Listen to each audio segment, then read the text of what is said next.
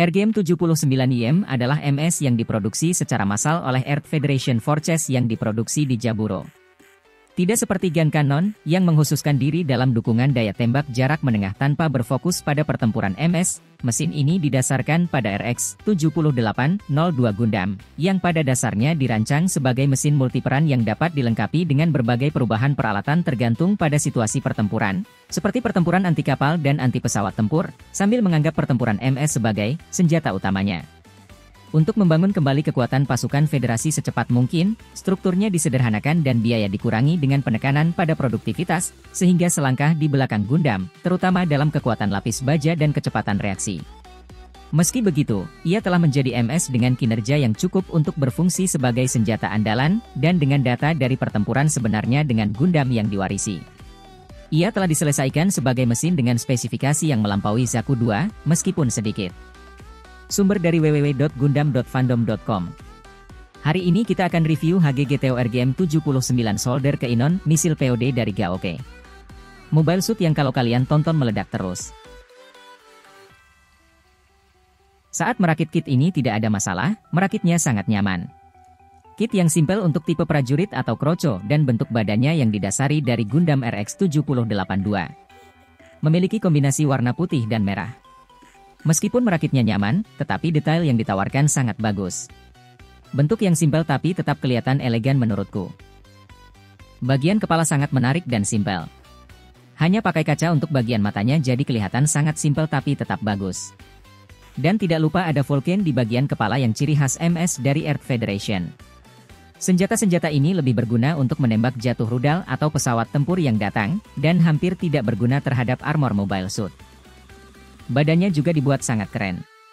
Lihat betapa detail bagian ini. Bentuknya seperti punya Gundam RX-782 tapi dibuat lebih simpel. Di bagian pinggang depan ada rok yang lumayan standar sama punya RX-782 dan tentunya ini lebih polos. Di bagian pinggang samping juga masih sama kayak RX-782 tapi bedanya nanti ini jadi tempat untuk naruh misil pod.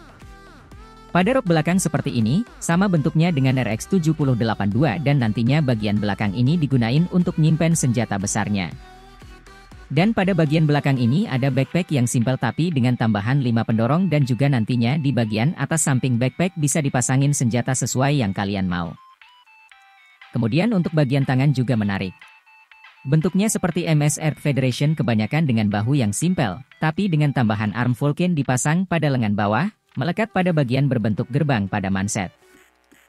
Kaki dibuat berotot dan gagah. Bentuknya mirip punya RX-782 karena memang MS ini didasari dari Gundam tersebut. Ini kalau dibandingin sama RX-782, kelihatan miripnya kan, paling bedanya cuma bentuk di bagian lututnya aja. Kurang lebih beginilah kalau dibandingin sama RX-782. Memang bentuknya mirip cuma beda di kepala. Dan ini kalau kita ganti kepalanya sama Gundam RX-782. Ya mungkin dari segi bentuk ini malah jadi kayak Gundam RX-782. Bagian selanjutnya adalah perbandingan ukuran dengan HGRX-782 Gundam Bandai, HGRX-782 Gundam Thunder Color Sindong, HGRX-782 Gundam Base Beyond Global Daban, HGGM Command Space Bandai, HGGM Spartan JMS, dan HG-RGM 79 Morokan GAOK. Dari perbandingan tadi, kit ini tingginya standar untuk ukuran HG kebanyakan. Berikutnya adalah aksesori yang kita dapatkan, lumayan banyak nih aksesorisnya, jadi kalian bisa kreasi apapun untuk kit ini. Sama kayak HG-GTO kebanyakan pertama kita mendapatkan 3 pasang opsi bentuk tangan. Pertama adalah sepasang tangan yang terbuka seperti ini, kedua adalah sepasang tangan yang menggenggam untuk memegang senjata seperti ini, dan ketiga sepasang tangan dengan jari telunjuk terangkat untuk memegang rifle seperti ini. Lalu kita mendapatkan 2 beam saber. Senjata ini senjata jarak dekat standar untuk hampir semua MS di seri Gundam. Kalian bisa pasang beam saber ini di tempat penyimpanan di backpack seperti ini, atau di bagian belakang rok seperti ini. Tapi untuk rok aku gak berani masukin banget karena takut beam sabernya ganjel dan gak bisa keluar. Lalu kita mendapatkan shield.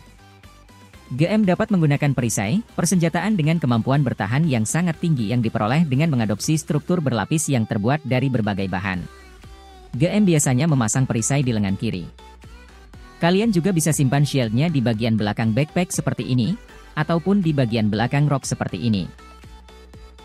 Kemudian kita dapatkan beam rifle early type.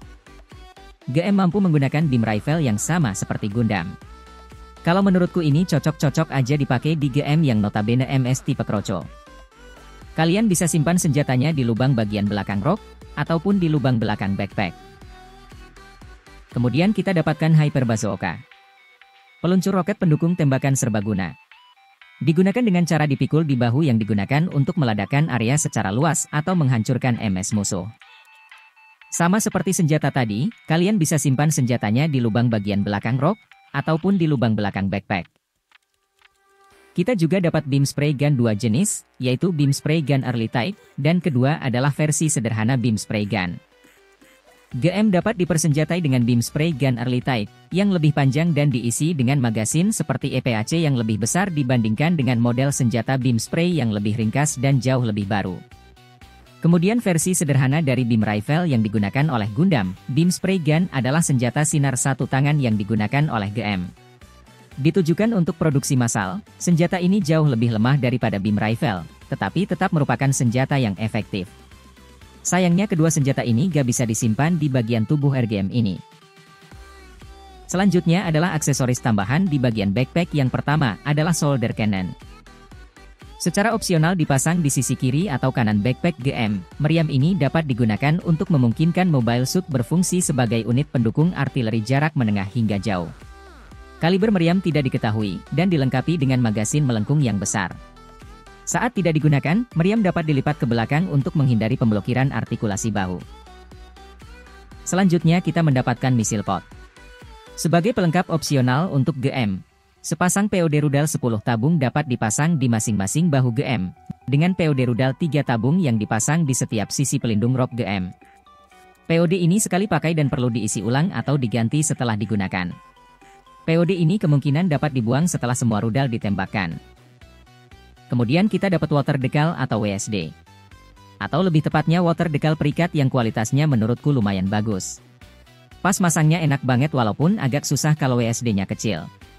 Terus di buku panduan juga ada petunjuk tempat untuk taruh WSD-nya, jadi kalian gak perlu pusing tuh mau tempel di mana aja WSD-nya. WSD ini bisa bikin kit kalian jadi lebih keren dan terlihat lebih detail. Terakhir kita dapatkan sisa part. Sisa partnya lumayan dikit dan tentunya kalian bisa ganti ke kit ini. Sisa partnya ada tempat pasang beam saber, pendorong, dan juga badan yang walaupun ini gak bisa dipasang karena ada part yang hilang di sini. Lanjut ke sesi artikulasinya. Habis rakit kit ini, kitnya lumayan solid tapi ada beberapa bagian yang sedikit loose seperti bagian rok depan dan pendorong belakang di bagian bawah.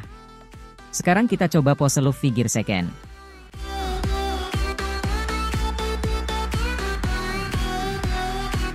Wah, lumayan bisa ternyata walau belum begitu sempurna.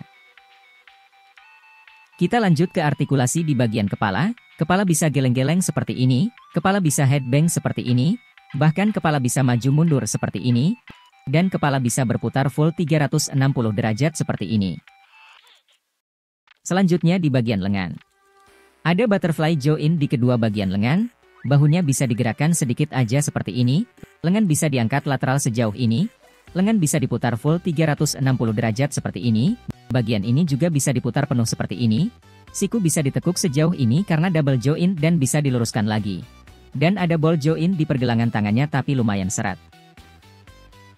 Lanjut ke badan, badan bisa geol-geol sedikit aja, badan bisa ditekuk membungkuk seperti ini, dan bisa diputar penuh 360 derajat seperti ini, rok bagian depan bisa diangkat sejauh ini, rok samping bisa diangkat lateral sejauh ini aja dan bisa diputar-putar sedikit karena kepentok badan.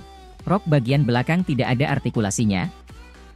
Dan pada bagian backpack hanya 3 pendorong yang bisa digerakkan dengan sistem ball join. Selanjutnya di bagian kaki, selangkangannya bisa digerakkan seperti ini. Paha selangkangan bisa diputar penuh seperti ini. Kaki bisa menendang ke depan sejauh ini dan ke belakang sejauh ini aja karena kepentok rok bagian belakang.